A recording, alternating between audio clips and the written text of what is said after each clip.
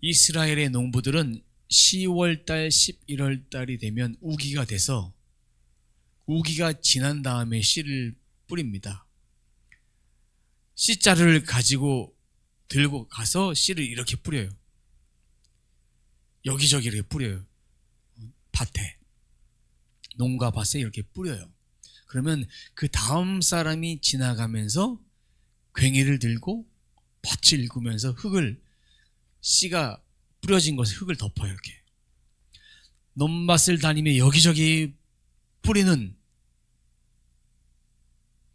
농부는 예수님이에요. 그리고 씨를, 그 뿌려진 씨앗은 예수님의 입에서 나온 말씀이에요. 왜 이런 말씀 하셨냐?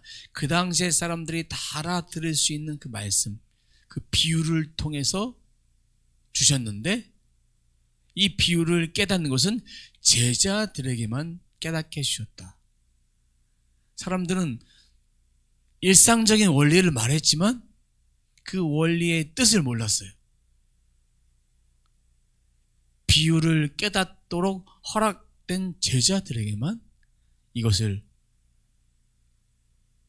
말씀해 주신 거예요. 그러면 여기서 중요한 거, 그 뿌려진 씨앗, 한 종자 안에서 나온 그런 씨앗이에요. 누구에게는 좋은 씨앗 주고 누구에게 안 좋은 씨앗 주고 것이 아니라 똑같은 씨앗을 한 씨 푸대에서, 곧 예수님의 말씀은 누구에게나 동일하게 말씀해 주셨다는 거예요.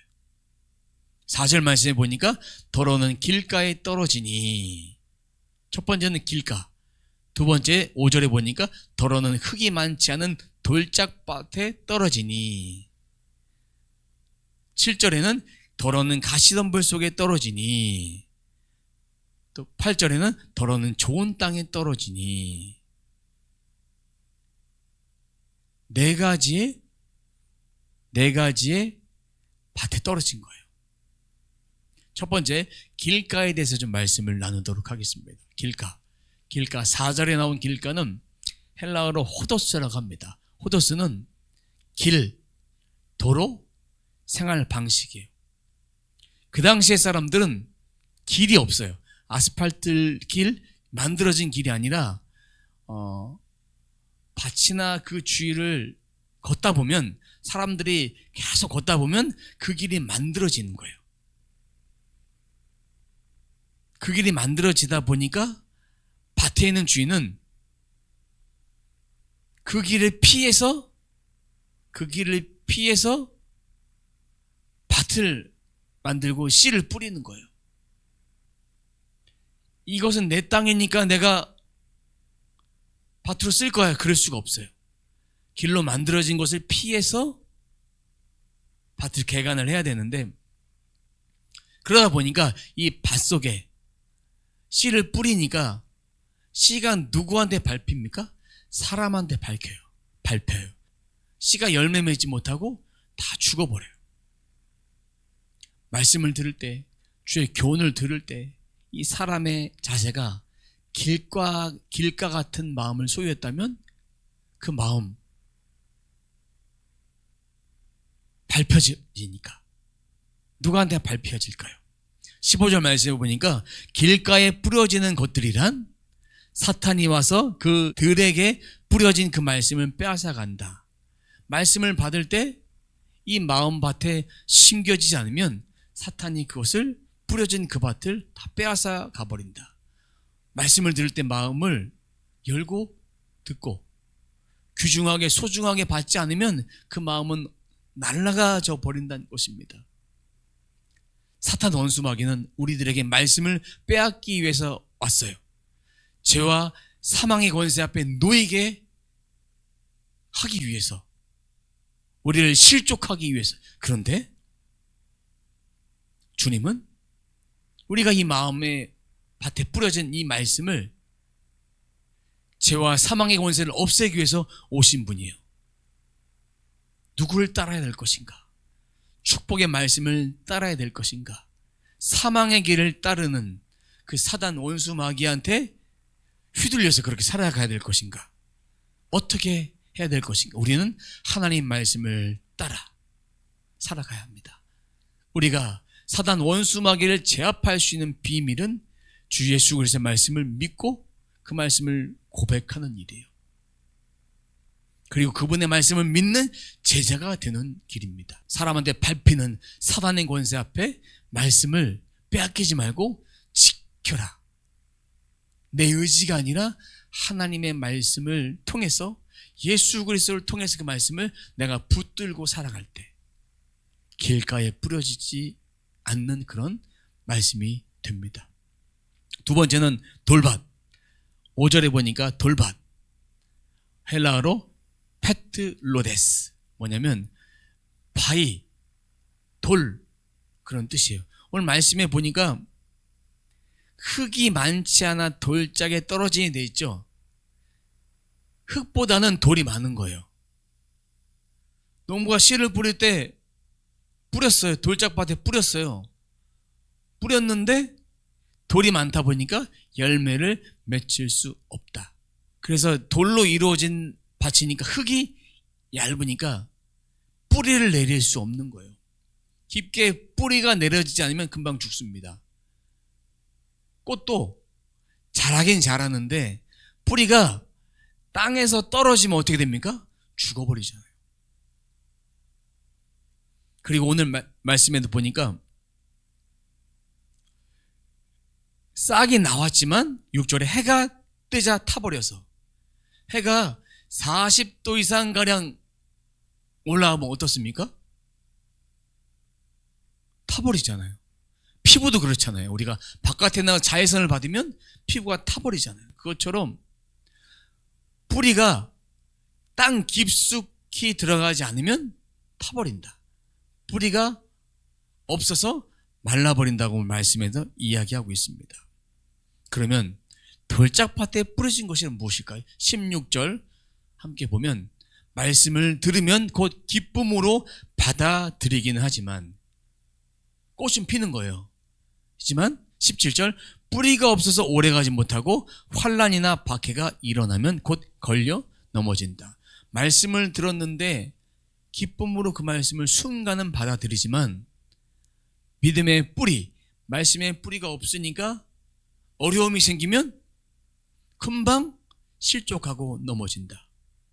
시험과 근심과 환난과 걱정과 어려움과 이런 걸 생기면, 또 기도했는데 기도가 응답이 안 되면 낙심합니다. 초신자들은 낙심해요. 초신자뿐만 아니라 우리 모두가 기도 응답이 안 되면 낙심하기 마련입니다. 기도 응답이 안 된 이유는 낙심하기 때문에 안 되는 것입니다. 믿는 것, 그 말씀을 우리의 영혼에 새기는 것부터 시작을 해야 됩니다. 그래서 이 낙심하다 보니까 마지막에 어느 것까지 가냐면 배교에서 예수 그리스도와 져버리는 것, 예수 그리스도 앞에 끊어지는 경우까지 배교하고 말아버립니다. 열매를 맺지 못하니까 돌밭에 걸려 넘어지는 거예요. 누가 좋아하겠습니까? 사탄 원수마귀가 좋아합니다. 세 번째, 가시덤불. 7절, 가시덤불 헬라어로 아칸다라고 합니다. 가시란 그런 뜻을 가지고 있습니다. 가시가 도는 나무니까 씨를 뿌렸을 때 이 밭 주위에 가시 돋는 나무가 있으면 영양분을 이 가시가 다 빨아들여요. 그래서 자랄 수가 없어요. 씨가 자라려고 하면 영양분도 빨아먹고, 그리고 씨가 자라려고 했을 때 그걸 공격을 하니까 더 이상 자랄 수가 없어요. 자랄 수가 없어요. 옆에 꽃을 잡초밭에 한번 심어보세요. 어떤 일이 벌어집니까? 꽃이 다 묻혀버려요. 잡초는 씨를 안 뿌려도 엄청 자랍니다.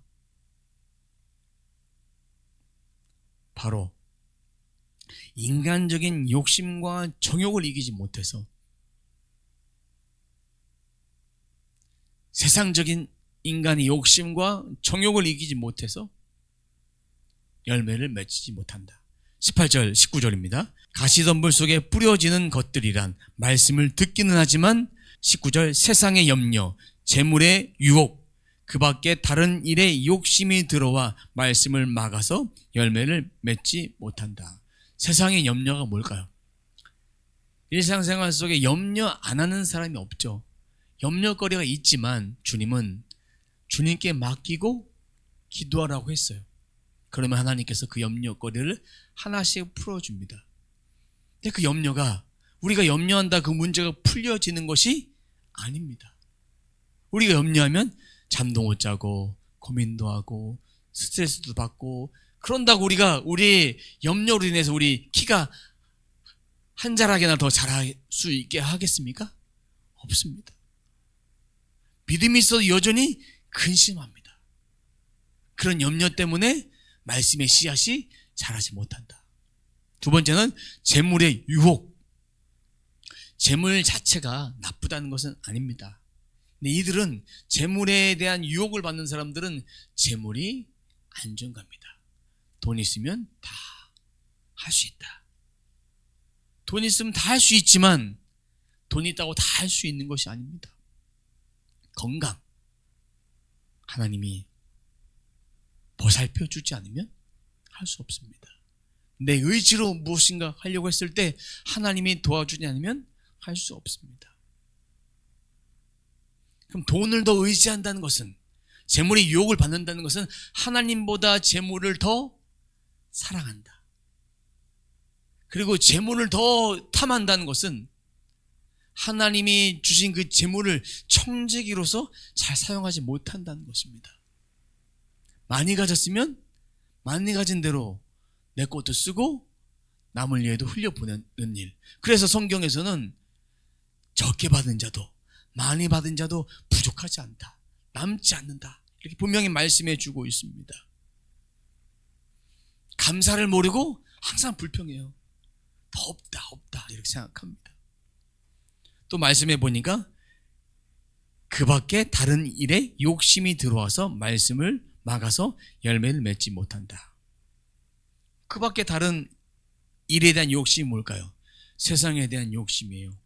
육신의 정욕, 안목의 정욕, 이생의 자랑처럼 내가 끊임없이 이 안에서 소유하고 싶은 마음, 유혹받는 마음, 보고 싶은 거 더 갖고 싶은 그런 마음, 하나님이 주신 것이 아닌데도 불구하고 내가 취하려고 했던 그런 마음, 내 명예, 내 이름 석자라도 남기고 해야지. 내가 하는 모든 행위가 하나님이 기뻐하시는지 아닌지를 살펴보아야 합니다. 그러면 이런 염려를 이길 수 있는 비결은 내가 하나님의 청지기로서 이 땅에서 살고 있는가, 내게 주신 생명 안에서 살다가 다 반납하고 가는 거예요. 내가 아무리 많이 누리고 아끼고 해도 이건 내가 다 가지고 가는 것이 아니에요. 내 자손에게 주던 뭐 기부를 하든 또 살아있는 동안에 흘려보내던 그 물질은 내 생명 있는 동안에만 사용하는 것입니다. 네 번째, 좋은 땅, 8절입니다. 좋은 땅은 헬라어로 칼로스라고 합니다. 칼로스는 뭐냐면 좋은 열매, 좋은 씨. 그러니까 이 세 가지, 길가, 돌밭, 가시덤불이 제거된 땅을 말합니다. 근데 중요한 것은요, 20절 말씀에 보면 좋은 땅에 뿌려진 것들이란 뭐라고 말씀하고 있냐? 말씀을 듣고 받아들여서 30배, 60배, 100배 열매를 맺는다. 우리는 보통 이 말씀을 보면서 8절, 더러는 좋은 땅에 떨어져서 하나님, 제가 좋은 땅 되기 원합니다. 그러면서 하나님 30배, 60배, 100배의 열매를 주세요. 좋은 땅이 되는 비결은 오늘 말씀의 20절에 말씀을 듣고 받아들이는 것이 중요합니다. 이것 없이 30배, 60배, 100배의 축복을 주십시오, 이렇게 기도하는 것은 기도해도 응답이 안 되는 거예요. 말씀을 듣고 받아들이는 것. 말씀을 듣기만 하는 것이 아닙니다. 받아들인 것이에요. 받아들인 것은 뭐냐면 영접하다, 인정하다. 우리가 예수 그리스도를 영접하는 거, 내 마음의 구주로 영접하는 거, 인격적으로 받아들이는 거, 그 말씀을 받고 인정하면 그것으로 끝나는 것이 아니라 그 말씀대로 살아가면 깊이 그 주님을 내 마음속에 주인으로 받아들이면 하나님께서 어떤 사람에게는 30배, 어떤 사람에게는 60배, 어떤 사람에게는 100배, 이 복음 안에 살아가는 자에게 하나님 나라의 풍성한 복으로 30배도 줄 수 있고 60배, 100배, 10,000배, 1000배, 수만 배도 주실 수 있습니다. 하지만 하나님 나라의 원리를 더 깨닫는 것이 중요합니다. 기도가 하나님 30배, 60배, 100배를 허락해 주옵소서. 이 말씀 앞에 뭐가 있다는 거. 말씀을 듣고 받아들인 것이, 말씀을 듣고 영접하는 것이, 말씀을 영으로 듣고 내 마음으로 심는 것이 중요합니다. 이 네 가지 원리를 많이 들어봤기 때문에 아는데 머리로는 다 알아요. 근데 이게 가슴으로, 혼으로 받아들이고 그 말씀을 통해서 열매를 맺어가는 것이 과연 어떻게 해야 되고 어떻게 적용해야 되나, 그건 잘 모르겠어요. 이 말씀을 영으로 어떻게 받아들여야 되나, 잘 모르겠어요. 길가, 돌밭, 가시덤불은 하나님보다 세상을 더 사랑하는 거예요. 말씀이 들어가지 않는 거예요. 말씀을 빼앗기는 거예요. 세상의 염려, 근심, 걱정 이런 것 때문에 말씀이 들어가지 않아요.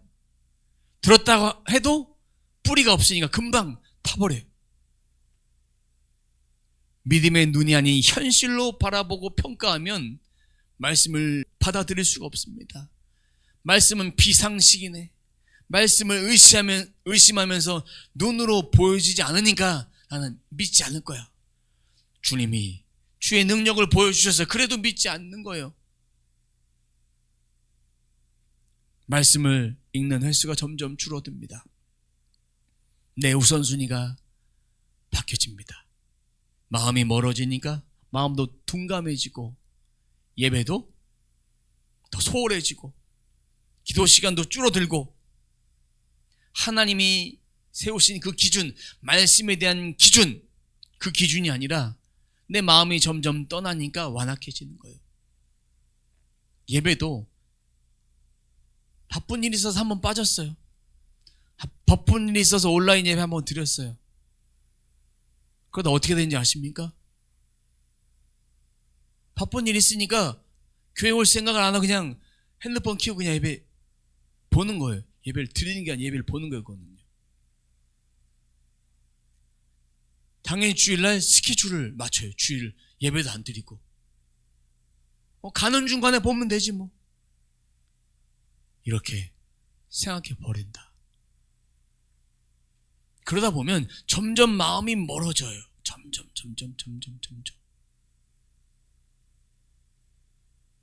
그런데 내가 직장을 주일날 근무를 해야 돼요. 믿음은 놓치고 싶지 않아. 그래서 내가 새벽 예배를 나가는 거예요. 또 저녁 예배를 나가는 거예요. 끝까지. 그럼 하나님께서 어떻게 풀어주시냐? 선한 것을 갚아주셔서 주일도 잘 지킬 수 있고 내 마음도 끝까지 주님을 붙잡을 수 있도록 그 환경들로 하나님 바꿔가신다는 것입니다. 나를 사랑한 자에게 천대까지 은혜를 베푸신다고 말씀하고 있습니다. 이 완악해짐은 점점 멀어져 가는 거예요. 한 번에 완악해진 것이 점점 멀어지면서 스물스물 하나님과 멀어지도 만드는 거예요. 하나님 나라 비밀은 완악한 자에게 허락되지 않는다. 하나님과 가까이 하는 자에게 하나님은 비밀도 주시고 깨닫게 하시고 모세를 친구로 여겨주셨잖아요. 주님과 동행하니까 그런 은혜를 주셨어요. 우리도 그런 은혜를 다 누리기 위해서 말씀을 듣고 받아들인 것이 필요합니다. 그 말씀대로 살아갈 수밖에 없는 것입니다. 완악한 자는 영의 지배를 받지 않습니다. 내 생각이 중요합니다. 내가 지금까지 해왔던 것이 중요합니다. 내 방법이 중요합니다. 사람들이 성공했던 그 방법이 중요합니다.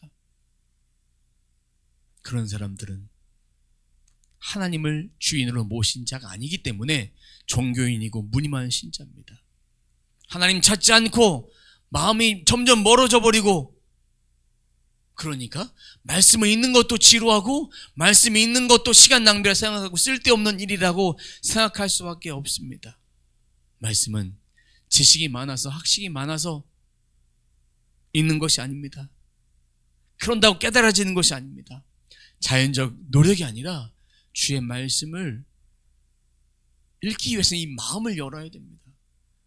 하나님이 주신 그 말씀이 생명이다, 그 사실을 가지고 말씀을 읽는 거예요. 성경을 머리로 읽다가 안 읽혀집니다.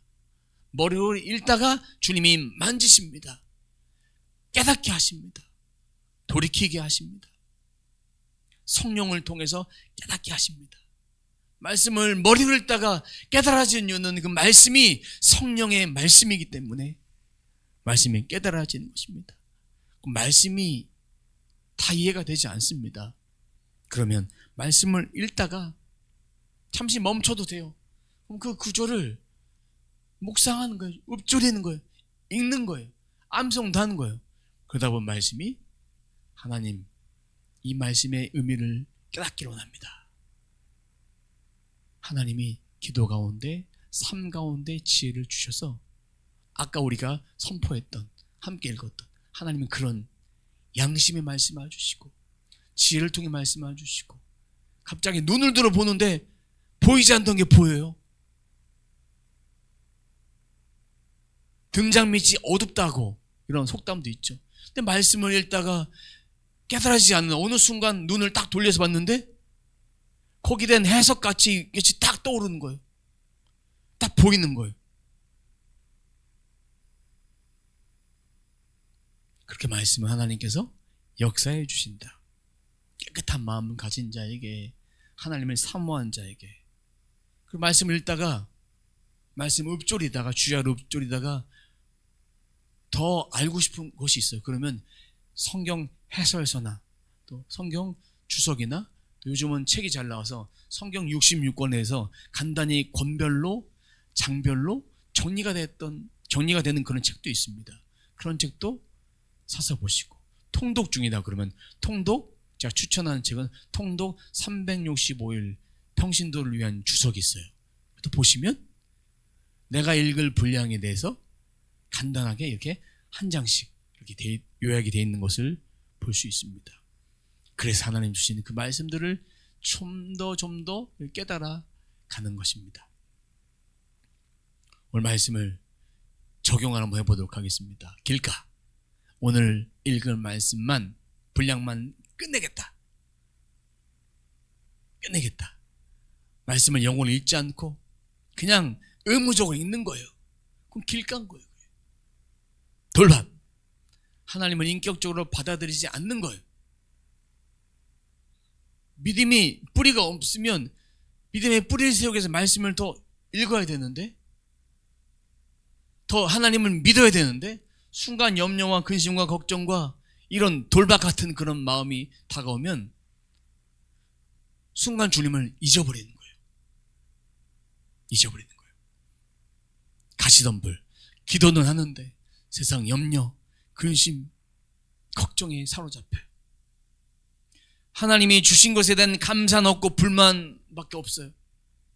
왜 이것밖에 주지 않으시냐라고 원망해요. 불평해요. 그런 사람들에게는 그것도 나중에 빼앗기는 거예요.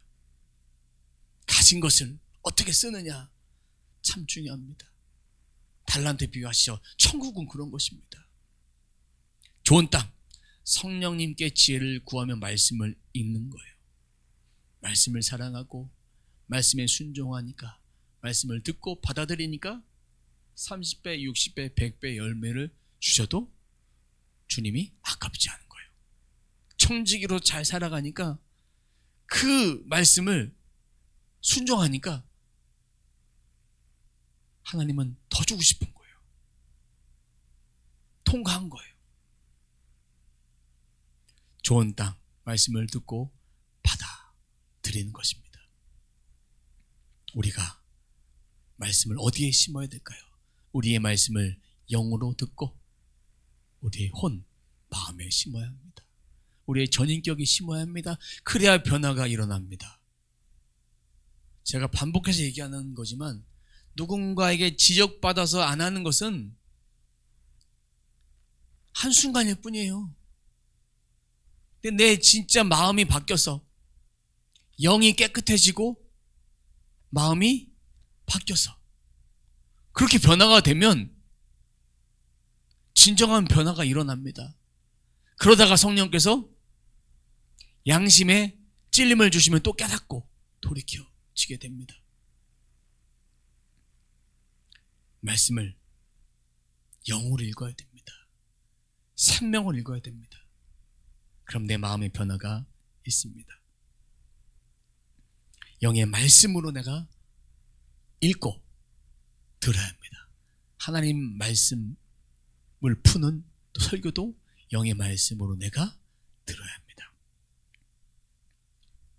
말씀을 읽으실 때 생각을 넘어서 심령 속에 내게 말씀하시는 그 음성을 들으면 그 말씀이 나를 살리는 거예요. 그 말씀이 30배, 60배, 100배의 열매를 맺는 거예요. 세상에 염려가 있어요. 근심이 있어요. 가치덤불, 돌박 같은 그런 마음들이 다 제거가 되어야 되는 거예요.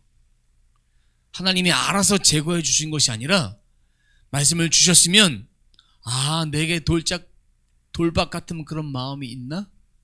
가시덤불이 있나? 그걸 내가 제거해 나가는 거예요.